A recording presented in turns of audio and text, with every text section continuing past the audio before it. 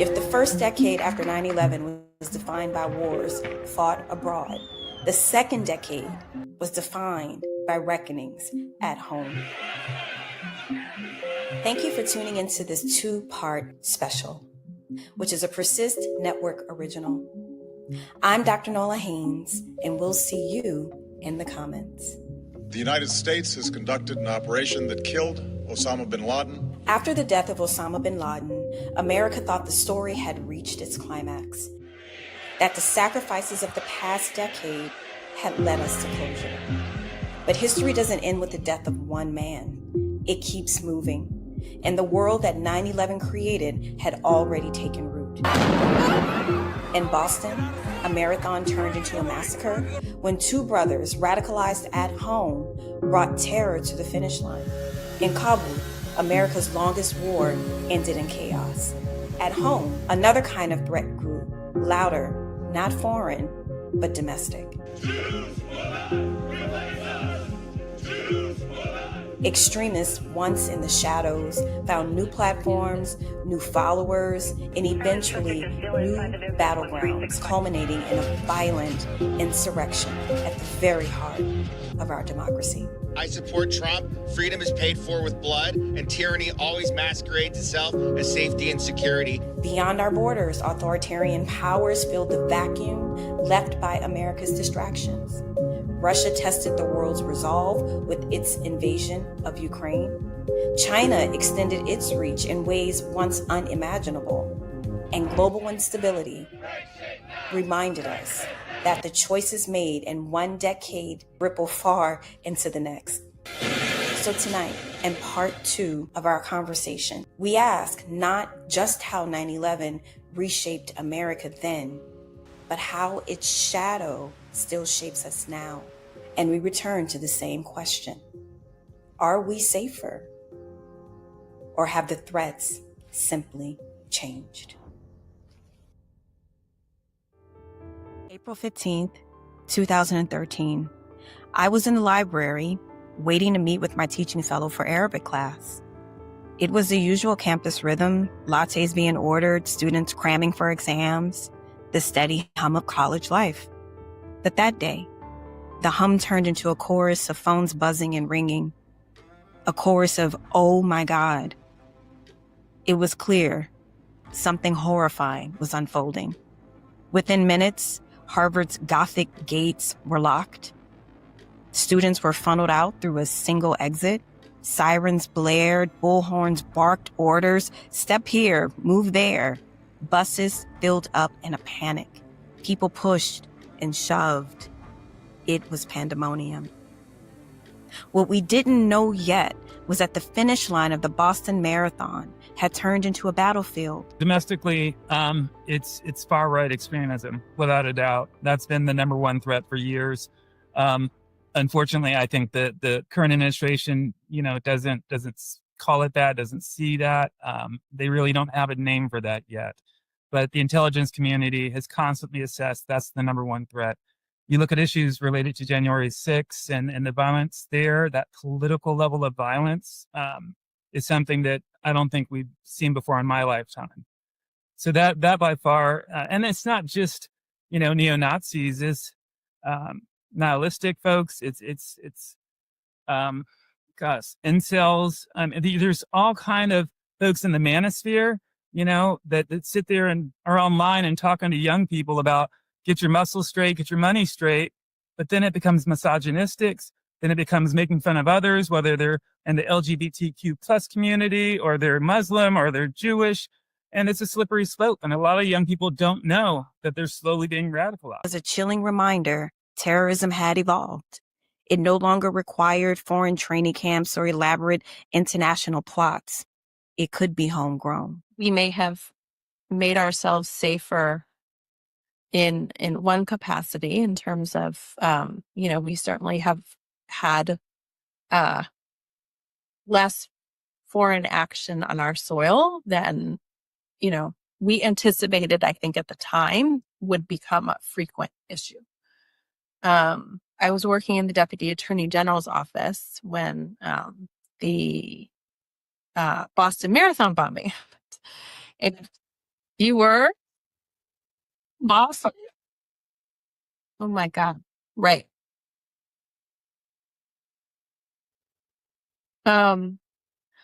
So, um, I do think, and look, I think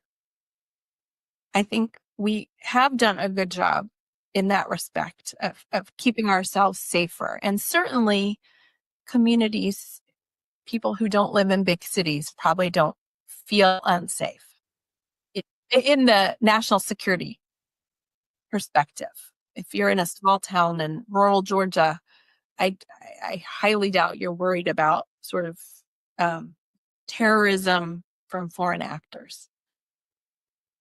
For a very long time, my concern has been domestic terrorism, and that's where my heart has been for at least the last decade, if not more. America had faced domestic terror before. The 1963 16th Street Baptist Church bombing, the Unabombers attacks, Oklahoma City in 1995, Charleston in 2015, Pittsburgh in 2018. Each left scars on communities. But Boston felt a little different. For many, it felt eerily similar to 9/11. Smaller in scale, yes, but the same shiver of fear was Al-Qaeda. For 20 years, America poured lives and resources into Afghanistan. The mission shifted from hunting terrorists to building a nation. But when the final troops left in 2021, the Taliban swept back into power. Women were stripped of their rights, allies were left behind, and the images of desperate Afghans clinging to U.S. planes told a story of unfinished wars and broken promises. The forever war had ended, but not with victory. Instead, it left a question. What was it all for? AfghanEvac started in August of 2021, but the work that I was doing actually began back in 2013, right? Like when I got out of the Navy, one of the first things that I helped with was getting the word out about our wartime allies. I got involved with various other groups that were working on this. In 2017, I hosted a press conference because President Trump did his first Muslim ban. And I knew from my work with Afghan SIVs, I remember what it was like Father's Day of 2016, watching ISIS storms are being so worried, sick about our wartime allies that served alongside us and all of those local nationals that helped us. So that I was, leading the tribe, started back in 2014 and led through 2017, the Truman Project chapter in San Diego. We made the first chapter that had political influence. And I called this press conference in 2017 and I reach out to one of the organizations I was involved in. I say, hey, this policy is going to impact a bunch of different people. I want to make sure that we have people who would be impacted by this there. So can you help me get an interpreter from Iraq and an interpreter from Afghanistan who are particularly civically engaged and want to speak out about this policy? And so that's how I met my buddy Lucky, who ended up stuck in August of 2021. We became friends over a long period of time, and we've done various things together. But I would say that the birth of AfghanEvac was that press conference in January 2017. And I would say that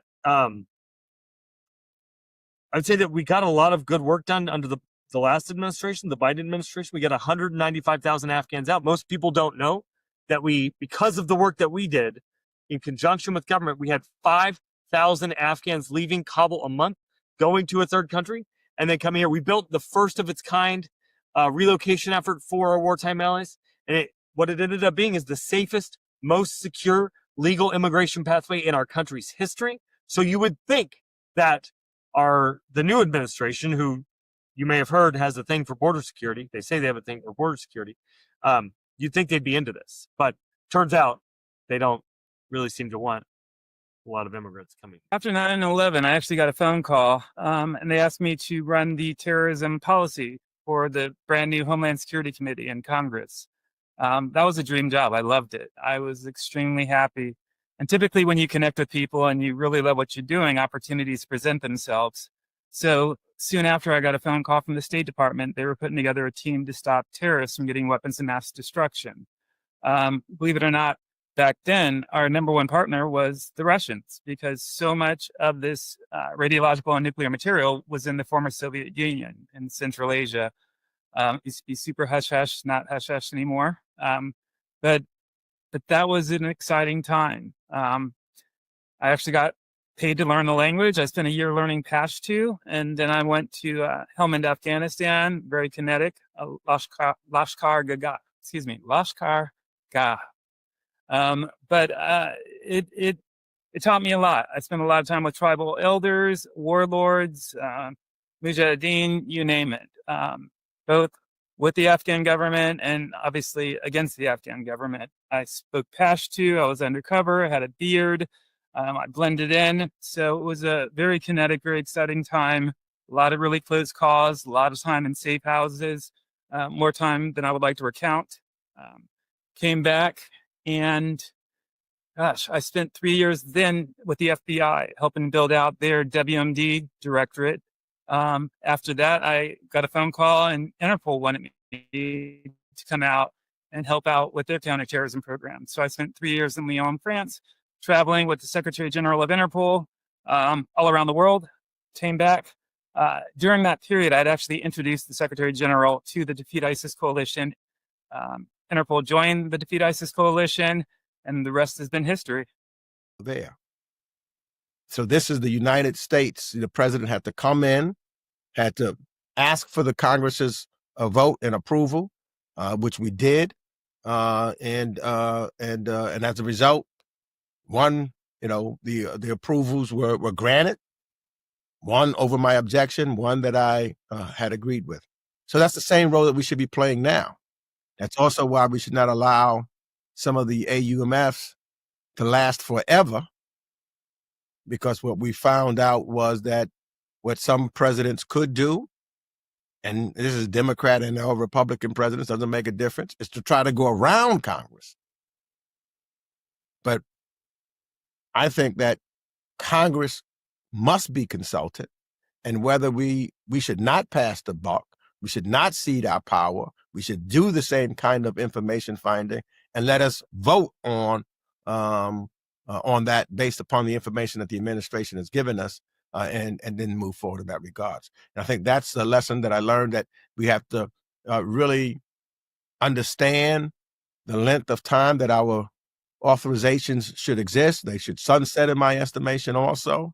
I think that's an important aspect of it, to keep the dialogue and conversation between us. And I think that's also a way to assure the American people that there's transparency, and that we are making sure that, to the degree that our Constitution and our legislative body, our executive body, and our judicial also, we're working collectively on the behalf of the American people, and everybody's voices are being heard. Can we connect these dots? Can we go all the way back to 9/11 to where we are today?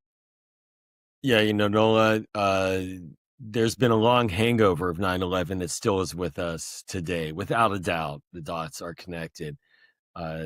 It's interesting to see that just the other day that the president essentially invoked terrorism rationale for striking a narco trafficker vessel off the coast of Venezuela.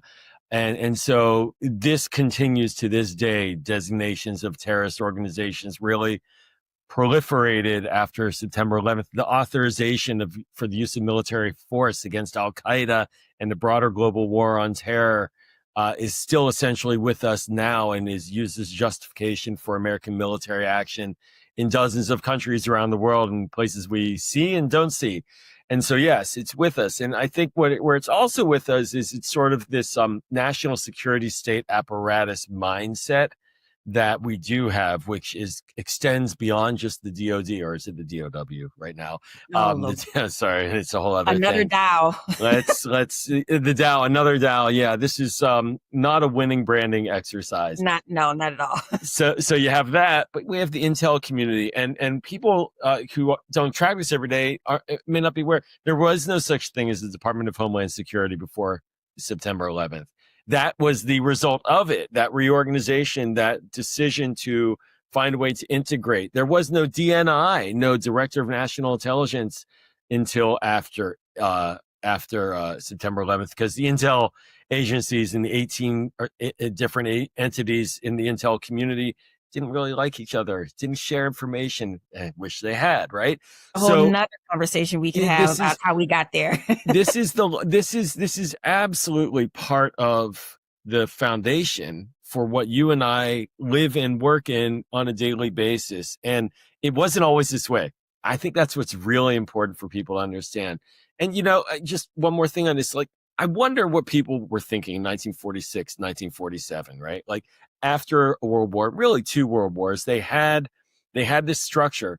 What they didn't do was keep the structure. They shifted it. They changed it. They created multilateral organizations. They created the UN. They created the World Bank. They moved on the Marshall Plan. They created institutions to try to have a different way of engaging the world. We kind of haven't done that. We've kind of kept to the same path. Imagine if the path was always the same after World War II and they hadn't done what I just described and it kept it going. What kind of a world would that be today?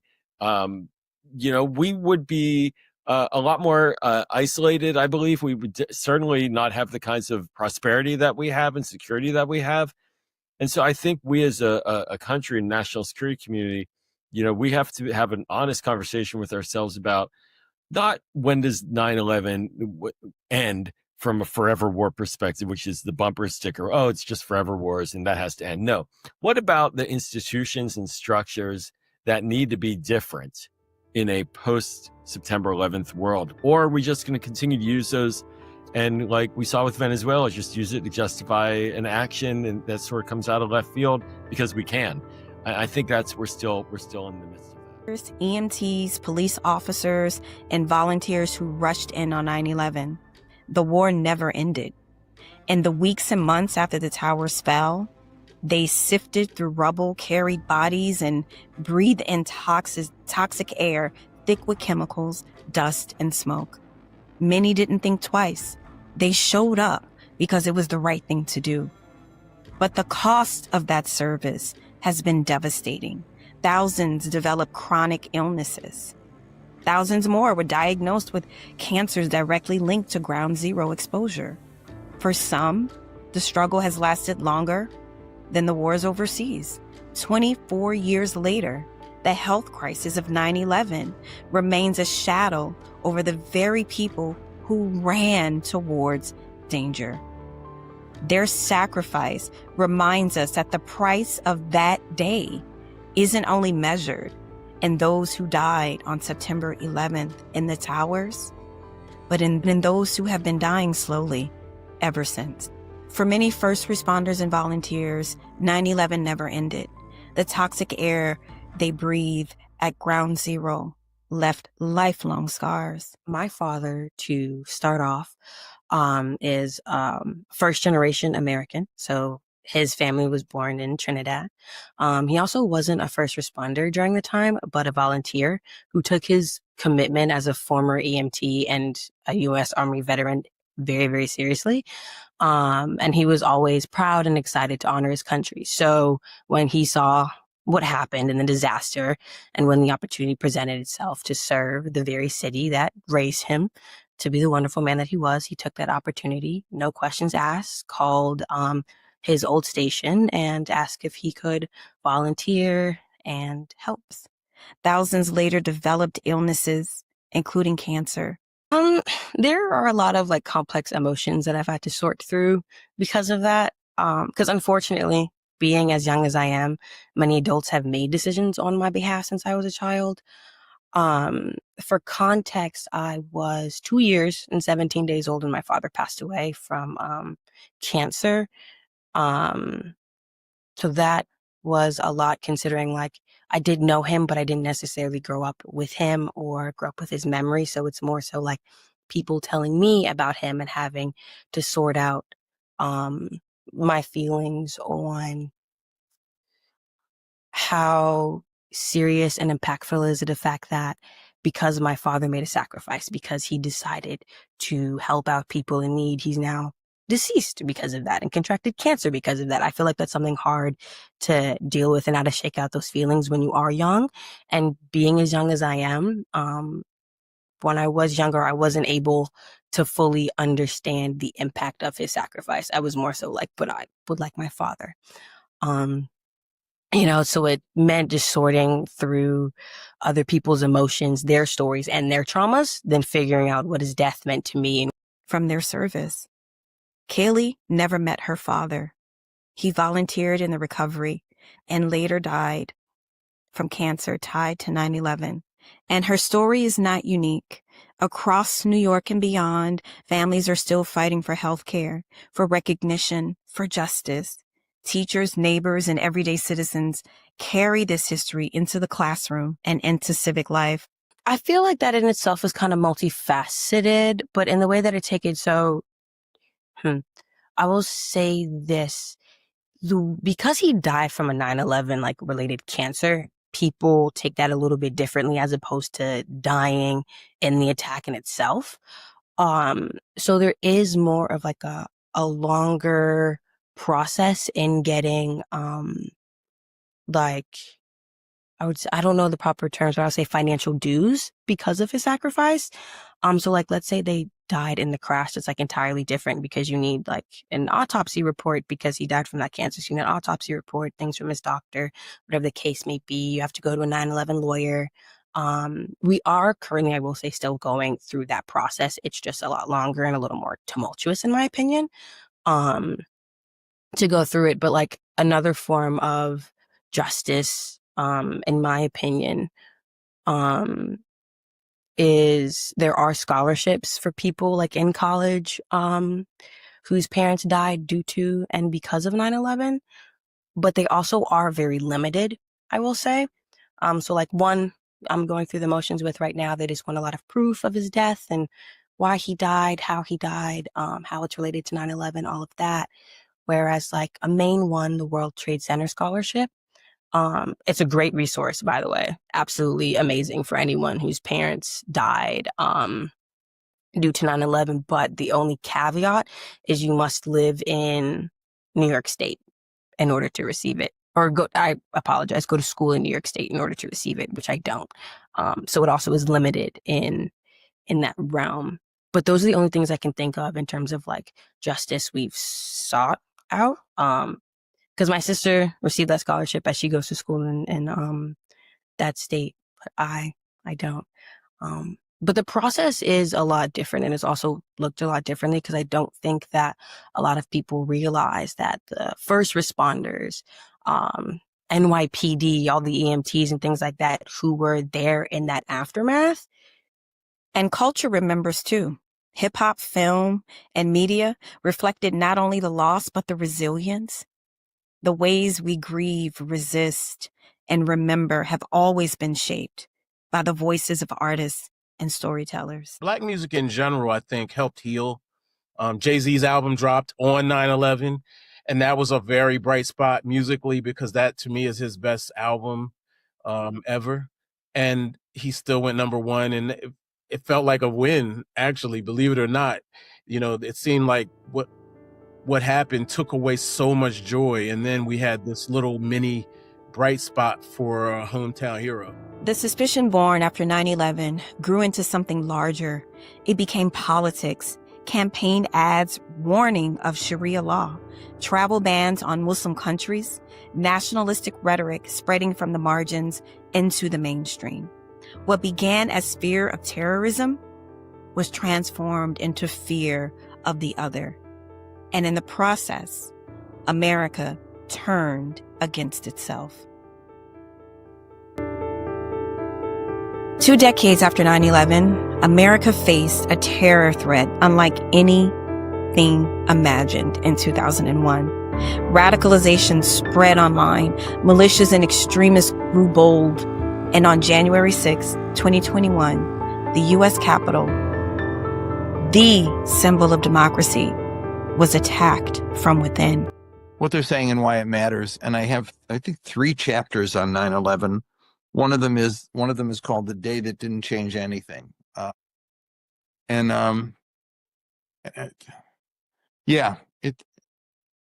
It was a distressing time.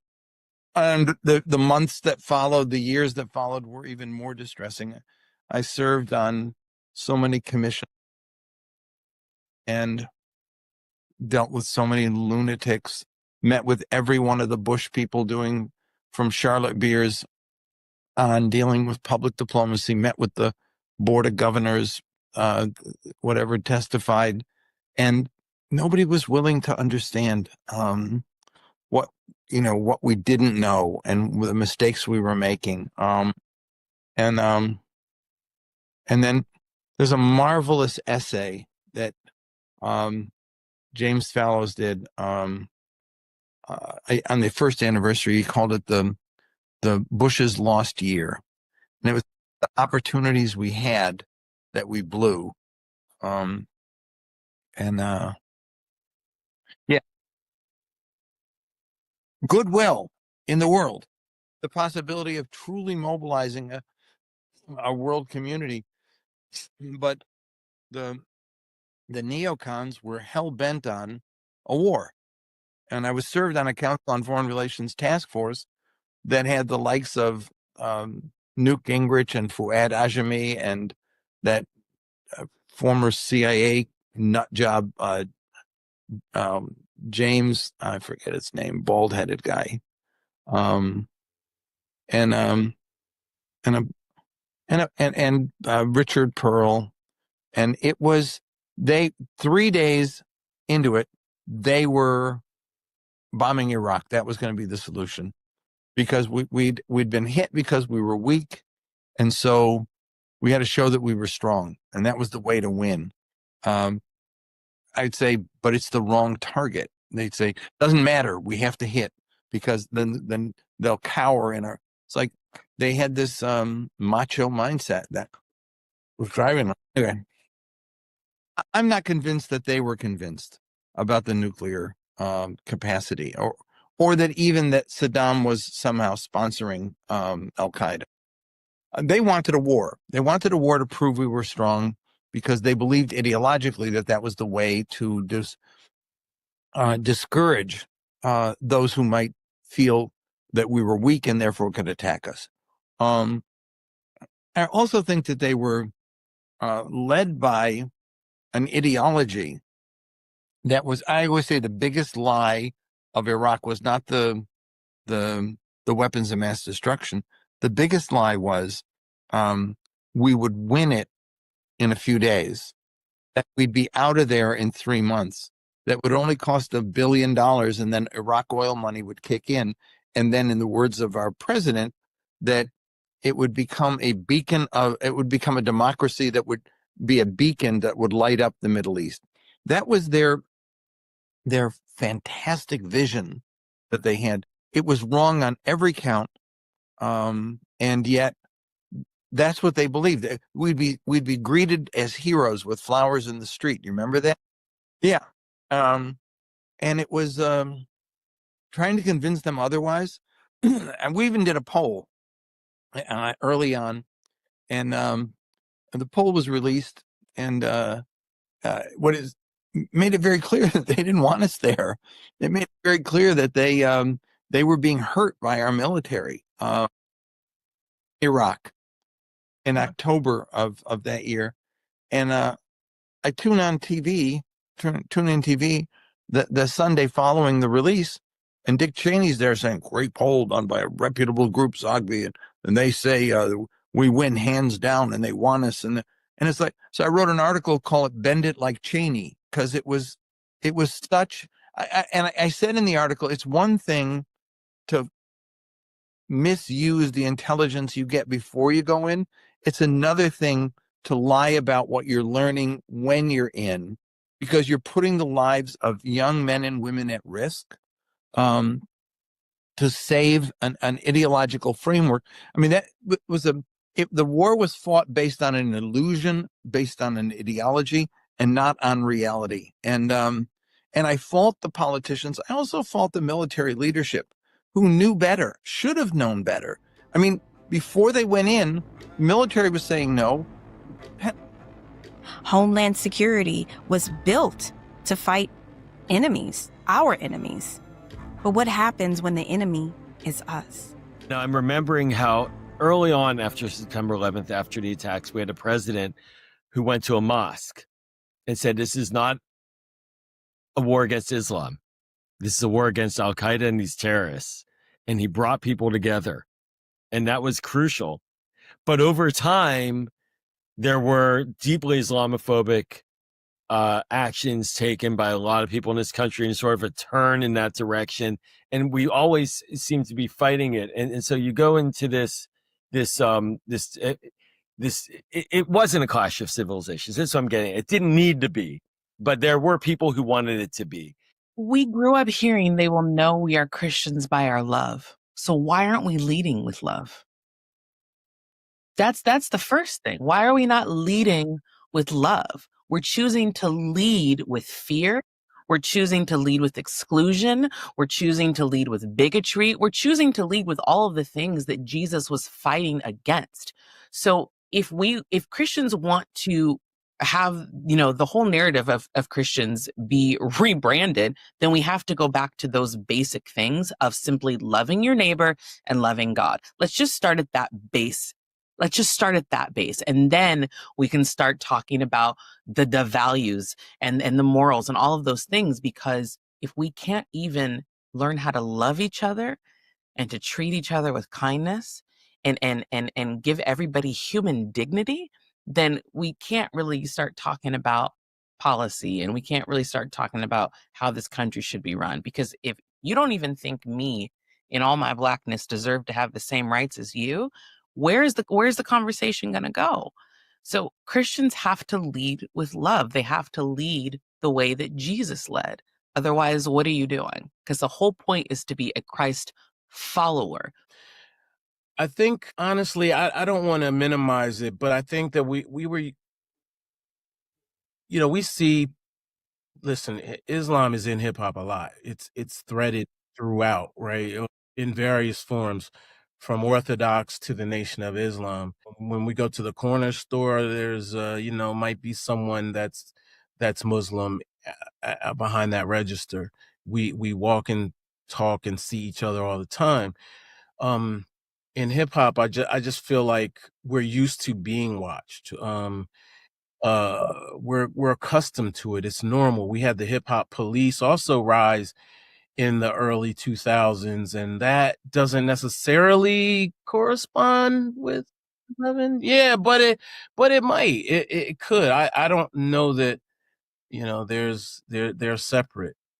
They track real close. Tupac was followed by the feds. So this is almost normal.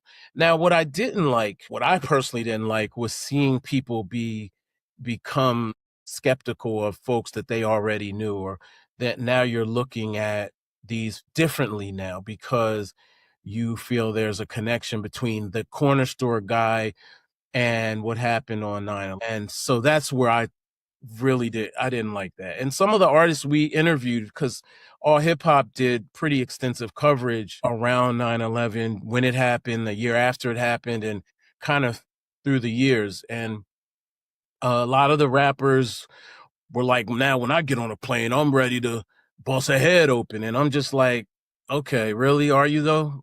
Seriously? And maybe it was just talk, but it felt like they were ready to beat somebody up just wearing a certain type of clothing or have a beard. My business partner, Grouchy Greg Watkins, he's half black, half Jewish, but he started to grow this beard later in life, a little after 9/11, but close enough. And he began to get frisked at the airports differently. He used to get stopped. He wouldn't, be allowed in clubs and stuff like that. So I can only imagine what other folks went through that are of that faith. So I found it disgusting, to be honest with you. Even abroad, the shadow of 9/11 stretches far. America's focus on endless wars drained resources and attention. Authoritarians filled the void. Russia's invasion of Ukraine, China's growing power. These global shifts didn't happen in a vacuum. They grew out of choices America made after 9/11. Choices that reshaped the entire world order. certain cases we're safer, but I think the danger has shifted. And I think that the calls coming from within the house, and that's something that is real and true. It's easy to it's much easier to protect our borders and push things out, do screening overseas when people are boarding flights to come to the US, that's so far out that it gives us a really big buffer. But when that phone call is coming from within the house, you have some problems. We may have made ourselves safer in one capacity in terms of we certainly have had less foreign action on our soil than we anticipated, I think, at the time would become a frequent issue. I was working in the Deputy Attorney General's office when the Boston Marathon bombing happened. And you were Boston. Oh my God. Right.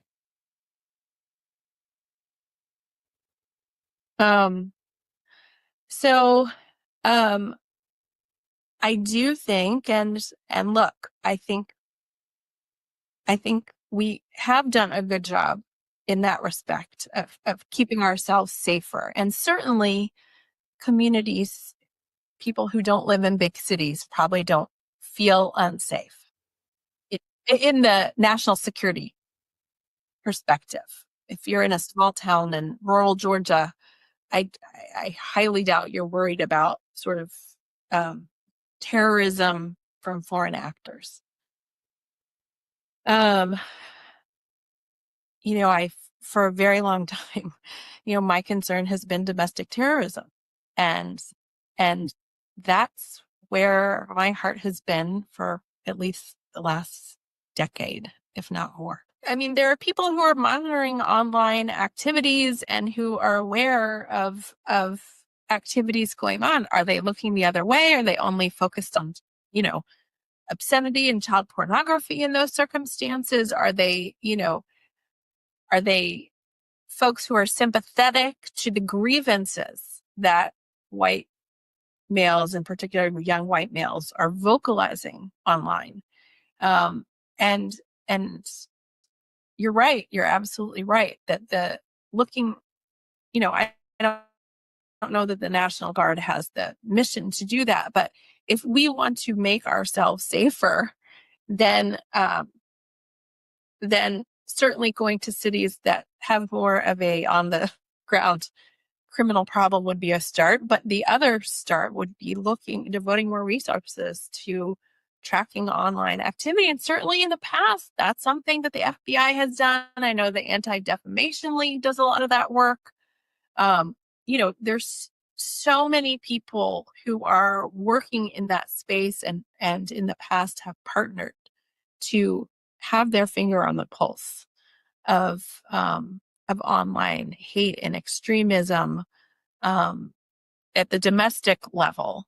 And yes, it would be a much smarter way to put our resources together, including, in some private and public sector partnerships, with some of the tech companies who are fostering or platforms for this type of activity, and having better relationships with some of those so that they are able to clue law enforcement in when things get so clear.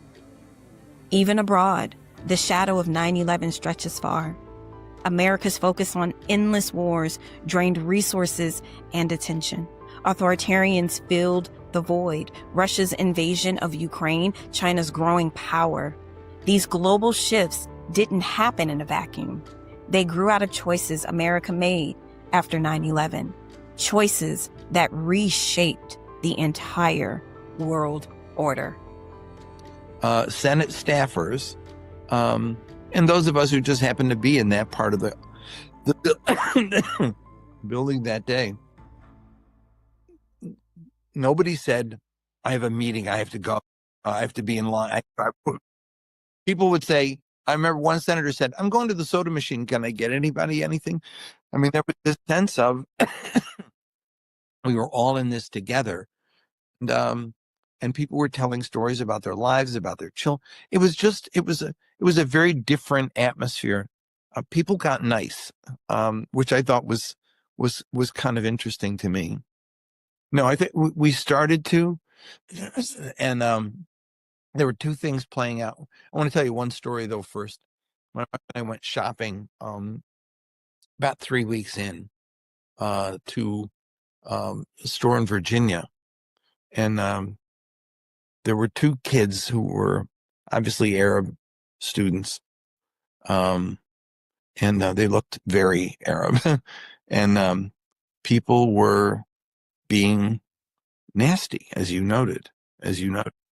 And then one woman walked up to them and said, I just want to apologize for people the way they're being to you. That's not who we are, believe me. And she grabbed onto the arm of one of them, and I teared up because I thought that, when people say this is what America is, I say no, America's both. I mean, we're both the Ku Klux Klan, but we're also, Martin Luther King and the Civil Rights Bill and Bobby Kennedy. I mean, we're everything at the same time.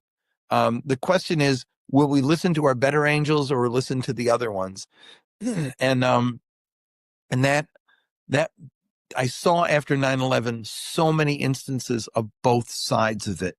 The woman one day, our building was in lockdown and there were only a couple people working there, but one woman came in one day, knocked on our door. We weren't to open our door until we used the TV camera and saw it was the woman next door, and she came in and she had a platter with brownies. She said, I know you folks can't go out to get lunch because we had police car protection, and if we had to go somewhere, we had somebody escorting us. I mean, it was pretty intense.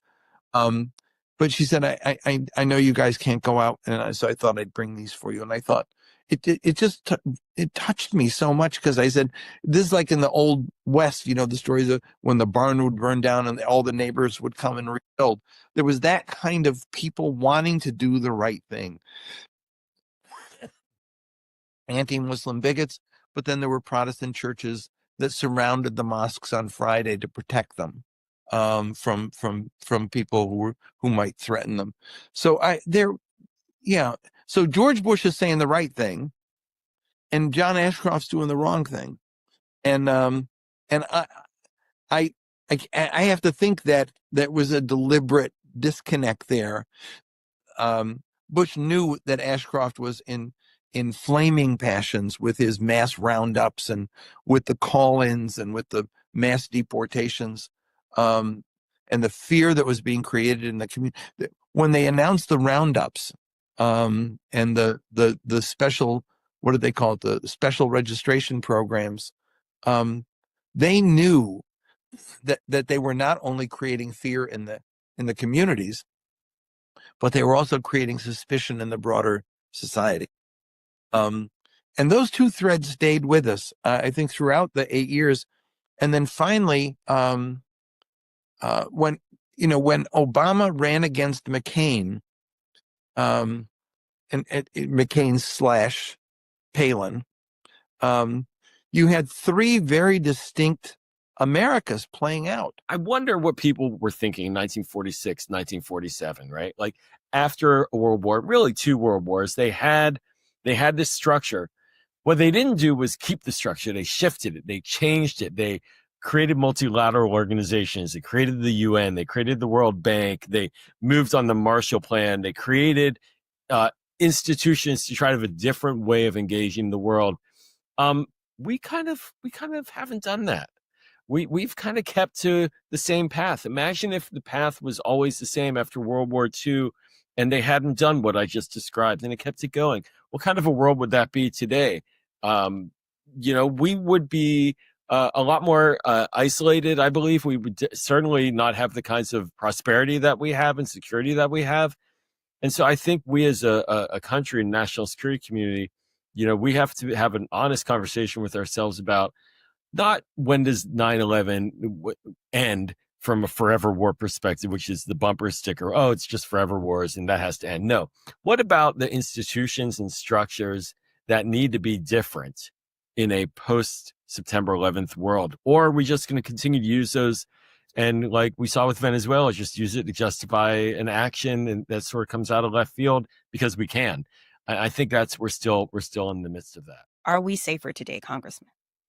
In some aspects, yes. And in some aspects, no. So the aspects of our institutions, for example, we still have Homeland Security. And when I look at that network and that methodology of communication for intelligence, it's still in place. Although I'm concerned, where we're not, is when the current president starts to fire individuals and cut the budget and the resources, and then try to show or try to put doubt in Americans' minds about the efficiency of the FBI or the CIA and our intelligence. That's dangerous. Yeah. Now they're there. And when you see him now going after those individuals who have done and kept us safe, and then fire them, or they feel they have to resign, now you don't have any continuity to teach and train even the next individuals to come in so that we can continue to understand what happened in the past and how do we improve upon that. But when you begin to just dismantle all of that and defund it, that makes us in danger. And when you now have allies who then question our leadership, now saying that we're going to look in other directions, that makes us less safe. So my hope is that we as a Congress would step up. And this is why it's so important. I would hope that some of my Republican Congress would put the country first as opposed to the president first. Because it is the country that we took the Pledge of Allegiance to, not to an individual. In fact, the creation of this country was the people were fleeing from a king, and their indiscretions so that there would be a more perfect union, of which we are not perfect, but striving to be more perfect, and have that accountability between the various branches of government. Because if not, who we are as a nation is at stake. We've got the institutions, I believe, in place, but we need to make sure those resources stay there, the expertise stay there, the relationships we have around the world gets stronger, because the world is smaller today than it was 70 years ago for various reasons, technology being one, way we communicate with one another. So we want to make sure that tomorrow is better for our children and children yet unborn than today and yesterday is and was for us. And we could only do that by working collectively together, sharing information, using diplomacy, along with our military. We got the greatest military in the world, but they can't do it by themselves. This is the way I think that we become more secure against terrorist threats and have more individuals wanting to come to the United States. They're starting now to say they don't want to come, and look at us as that indispensable nation to lead and to bring people together. Because that's what leading is. Leading is not saying we aren't going to do for ourselves. It's bringing people and nations together? First of all, we got to follow our African partners' advice. You know, we have to get ahead of this. You can't shoot your way out of this. It's just going to be perpetuated forever. Prevention programs are super important. Reintegration and rehabilitation programs are super important. If you invest in the people, it's going to save you so much money and lives when it comes to recidivism. I think that having partners really matters. Saying what you know, what you don't know, and what you think, and building on that over time with a true coalition. And that doesn't mean you're always going to think 100% alike.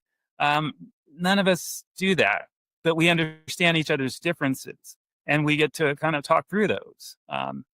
I know that when I'm talking to our Turkish partners, they always want to bash the Kurds, who are kind of helping us in Syria right now when it comes to defeating ISIS. So it's this really complicated bag, but it works.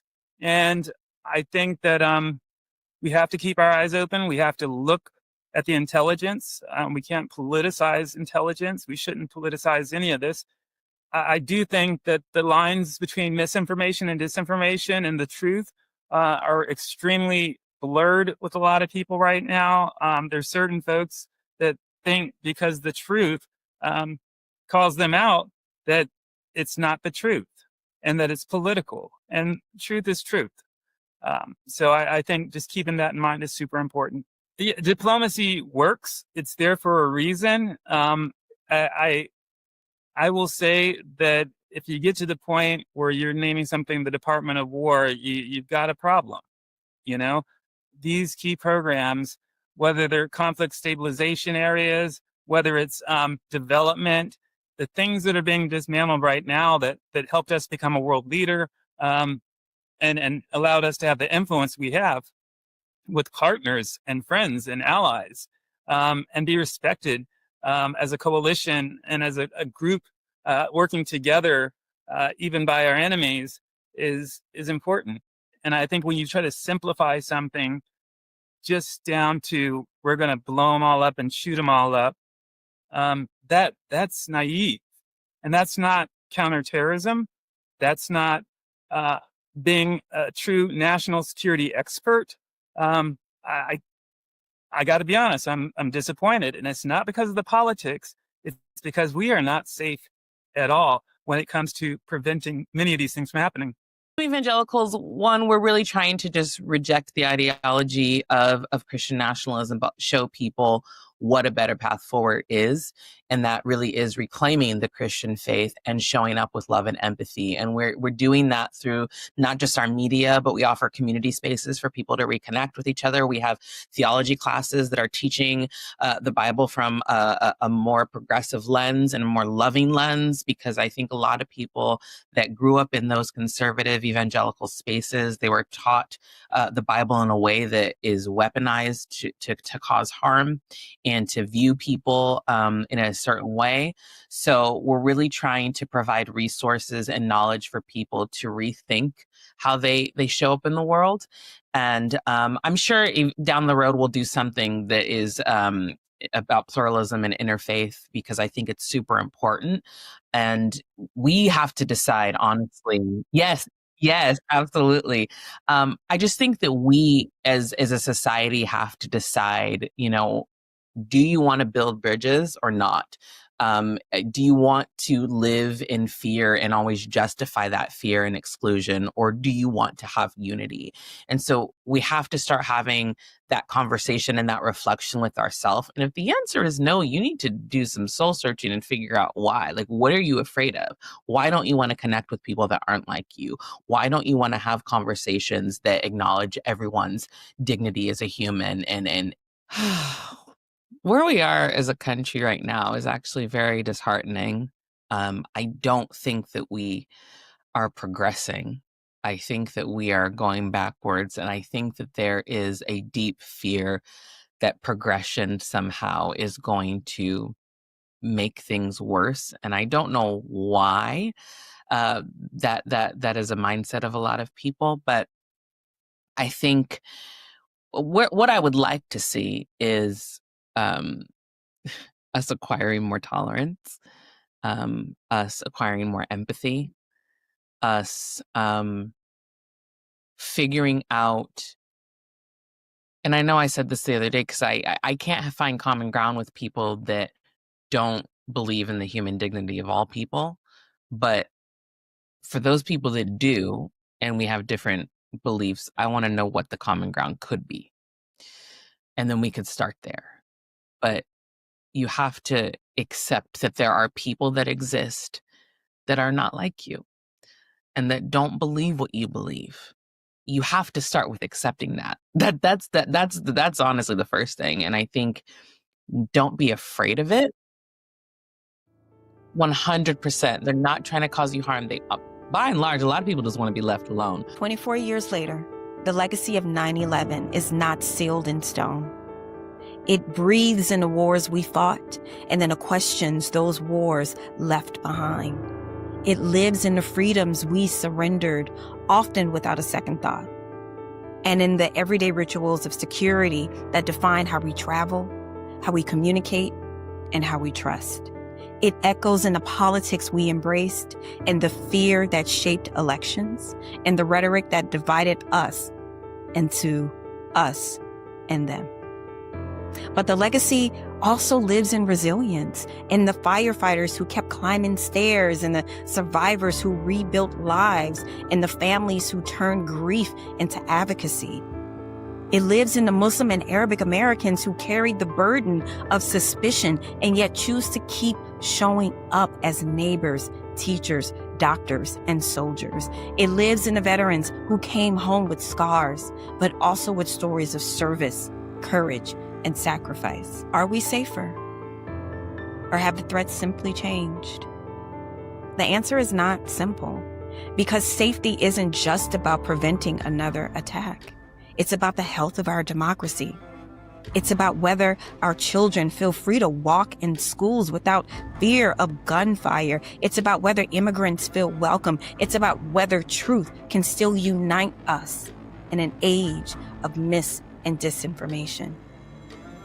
The answer will not be written by terrorists or by politicians or by fear. It will be written by us, we the people, and the choices we make, the values we defend, and the neighbors we choose to see not as strangers, but as kin. Unity matters. We are all on the same team as Team America. Even with our diversity, our differences, diversity of opinion, differences of political thought. And by the way, I will say it here, diversity is our strength. It is an essential ingredient to the special secret sauce of the United States of America, which is you go around the world, you see other countries don't have the kind of diversity we have, and you see they are weaker societies. They are more brittle. We are a dynamic, thriving country because of our difference. So the unity, quite frankly, the alliance building, but I'll go back to a term that I learned early on in this war on terror thing, because, you know, we were nervous. You and I remember this, Nola. I remember a period where we got kits. We got like advice from the DHS on go kits and what to put in your go bag. Tape to put around your window in the case of a chemical attack. There was a lot going on. And I was in local government also a few years ago. I was an elected local council member, and we had to deal with the local DHS departments on escape routes and all that stuff. But there's a word that I love that I think is still highly pertinent, which is called resilience. The more resilient you are, not just resilient from a heart attack, but resilient as a society, interdependent with each other, the stronger we are, because ultimately terrorism is about changing the political decisions, impacting the decisions of another people and attacking them in their societies. And when that doesn't happen, they don't win. So even if people are hurt and killed, but the country doesn't get affected and change and become worse for it, doesn't do the stupid things like invading Iraq, for example, we're better off. And I say that with such deep regret. It will be written, and whether we let suspicion guide us, or whether we build a community resilient enough to withstand both tragedy and division. The story of 9/11 is not finished. It is still unfolding every day in the lives of those who lost loved ones, in the policies debated in Congress, in the wars that ripple far beyond our borders, and in the struggles within our own neighborhoods. The pen is in our hands.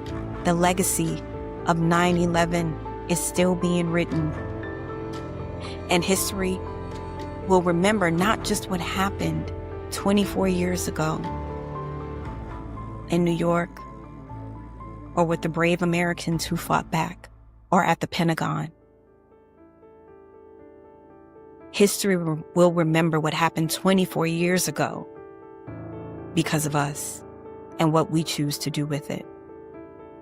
So tonight, as we leave this conversation, I invite you to sit with the question, not as an ending, but as a beginning. Are we safer? Or have the threats simply changed? The answer is not mine to give. It is ours to carry, we the people.